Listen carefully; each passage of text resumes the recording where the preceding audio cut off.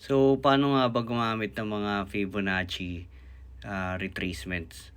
So, dito sa MetaTrader 5 na application or platform sa laptop, meron din naman ito sa mobile.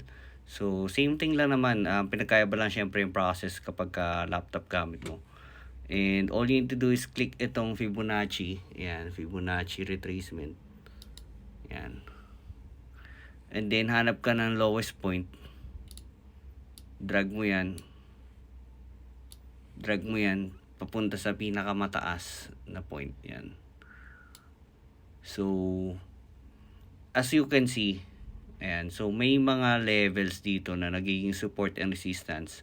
So, first, itong 23.6, nirespect yan nung bumaba siya. Ayan, bumaba siya.